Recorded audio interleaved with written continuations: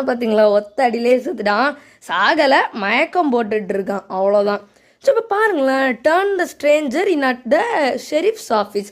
So ஷெரீஃபோடைய ஆஃபீஸில் போயிட்டு கொண்டு வரணும்.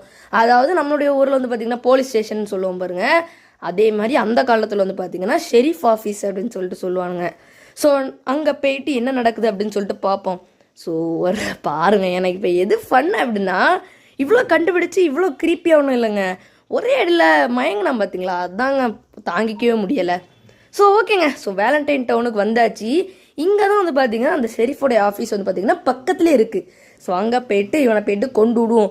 அங்கே கொண்டு விட்டுட்டு மேபி இவன் ஒரு ரத்த கட்டேரியாக இருந்ததுனால ஒரு மேபி ஷெரீஃப் வந்து பார்த்திங்கன்னா நமக்கு ரிவார்டாக ஒரு $400 இல்லைன்னா ஒரு $300 தந்தால் ரொம்ப நல்லாயிருக்கும். அண்டு ஷெரீஃபோடைய டெஸ்கில் போட சொல்லுது. ஓகே, போட்டுட்டா போச்சு. ஸோ டெஸ்க்னால் வந்து பார்த்திங்கன்னா அந்த டேபிள் கிடையாது, அதுக்கு பதிலாக வந்து பார்த்திங்கன்னா அந்த கீழே இருக்கக்கூடிய அந்த ஃப்ளோரில் வந்து பார்த்திங்கன்னா கீழே போடணும். ஸோ இப்போ வந்து பார்த்திங்கன்னா அந்த ஷெரீஃப் என்ன சொல்கிறான் அப்படின்னா, இந்த வேலண்டைன் டவுன்லேருந்து எங்கேயாவது யாராவது வந்துட்டு வெளியூருக்கு எங்கேயாவது போனாங்கன்னா அவங்கள வந்துட்டு அடுத்த நாளே அவங்கள காணாதாமா.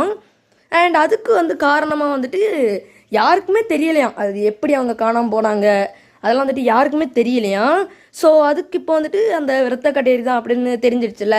ஸோ இனிமேல் இந்த ஷெரீஃப் வந்துட்டு அவனை ஜெயிலில் போட போகிறான் போல்.